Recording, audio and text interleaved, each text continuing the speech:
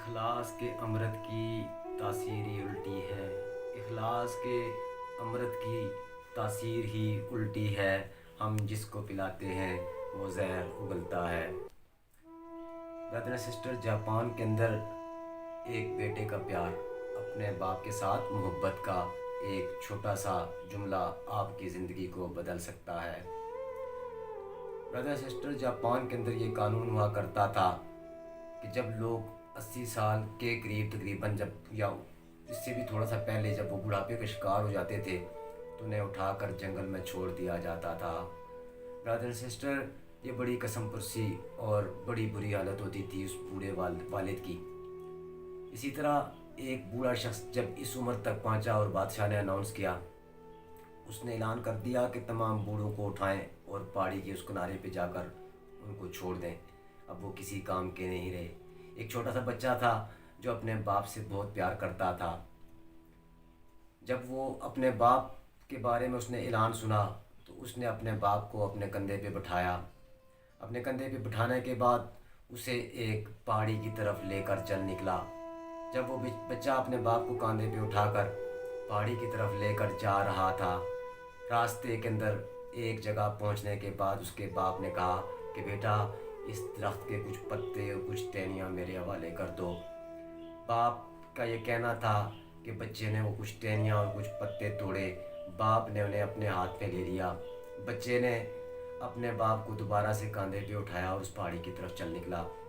جب وہ پہاڑی کے اوپر پہنچا، اب باپ کو جب اکیلے چھوڑ دیا تو بچہ پریشان ہو گیا۔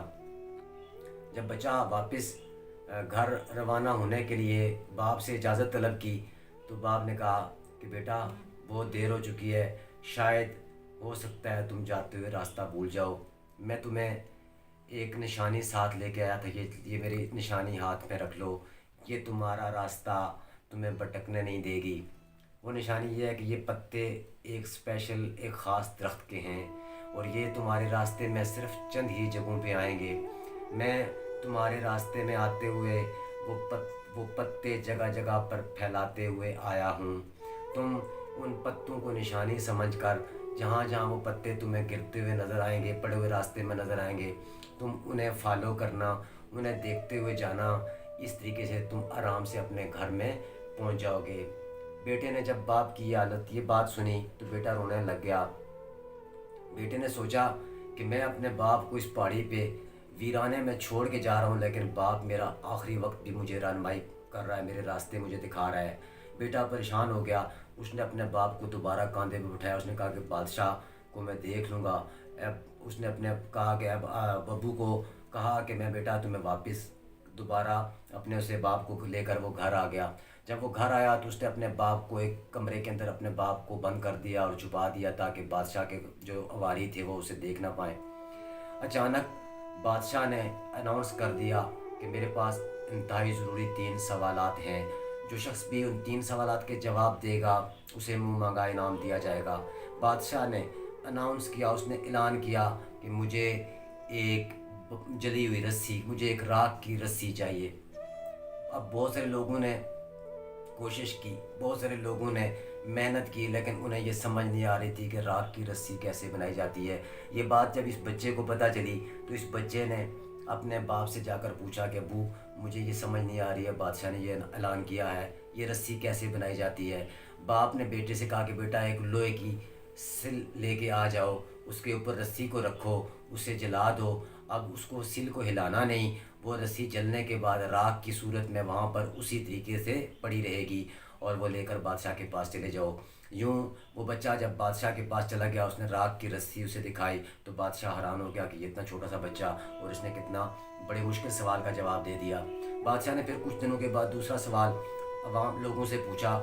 اس نے کہا کہ مجھے بانس کا سرا چاہیے، میرے پاس ایک ایسا بانس ہے کہ جس کا سرا کوئی نہیں بتا سکتا۔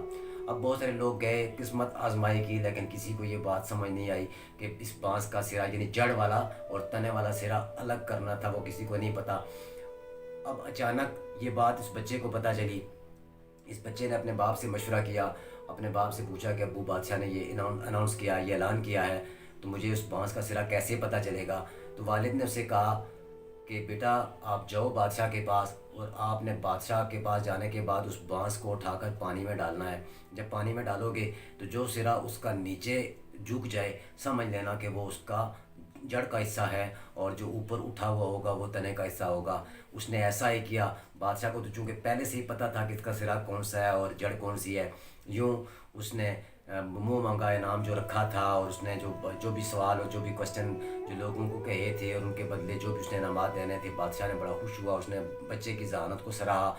اس نے تھوڑے ہی عرصے کے بعد بادشاہ نے پھر اناؤنس کیا، اس نے کہا کہ تیسرا سوال یہ ہے کہ مجھے ایک بجتا ہوا ڈھول چاہیے۔ اب مختلف لوگوں نے مختلف طریقے آزمائے، لیکن کوئی اس طرح کا بجتا ہوا ڈھول نہ بنا سکا۔ اس بچے کو یہ بات پتہ چلی تو بچے نے کیا کیا کہ اپنے باپ سے مشورہ کیا کہ ابو مجھے بجتا ہوا ڈھول کیسے تیار ہو سکتا ہے۔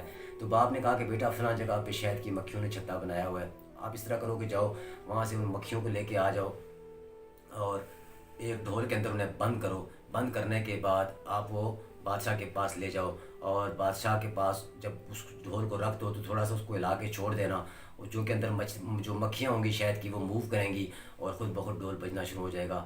بچے نے یہی کام کیا، اور اس طرح اس نے بادشاہ کا تیسرا سوال کا جو جواب تھا وہ بھی دے دیا۔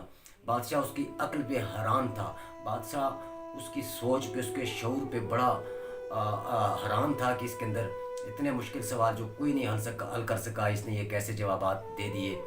بادشاہ نے اسے بچے سے پوچھا کہ بادشاہ میں چونکہ ملک کا بادشاہ ہوں، میں نے پہلے اناؤنس کیا تھا، تم نے میرے سارے سوالوں کے جواب دے دیے، بتاؤ تم کیا چاہتے ہو، تم کیا مانگتے ہو؟ تو بچے نے ایک ہی سوال کہا، اس نے کہا کہ بادشاہ سلامت، یہ بہت بڑا ظلم ہے، یہ بہت بڑا دردناک اور بہت بڑا یہ ظلم ہے کہ ہم اپنے ان لوگوں کو اٹھا کر پہاڑ سے نیچے گرا دیتے ہیں جو اس ملک کا، جو اس قوم کا ایک بہت بڑا اثاثہ ہے۔ کیونکہ جو شخص 60 سال 70 سال 80 سال یا 90 سال کی عمر گزار لیتا ہے، اس کے پاس زندگی کا ایک بہت بڑا تجربہ ہوتا ہے۔ جو 60 سال میں ایک بندے نے تجربہ کرنا ہوتا ہے، اس کے پاس وہ ایک خلاصہ ہوتا ہے۔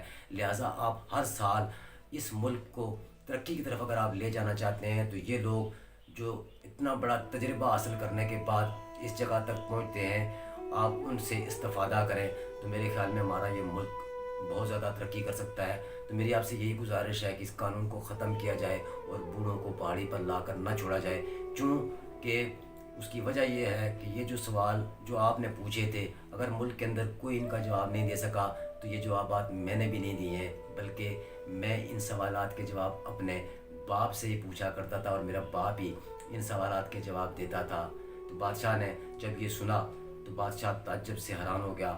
بادشاہ نے پہلی مرتبہ سوچا کہ واقعی اپنی قوم کا ایک بہت بڑا اثاثہ ہم ضائع کرتے ہیں۔ اس کے بعد پھر بادشاہ نے اناؤنس کیا کہ آج کے بعد کوئی شخص، کوئی بوڑھا اسے اس پہاڑی پر لے جا کر نہیں چھوڑا جائے گا، بلکہ اس سے مشورہ لے کر، اس سے مشاورت کے ذریعے ہم اس ملک کو مزید ترقی کی طرف لے جائیں گے۔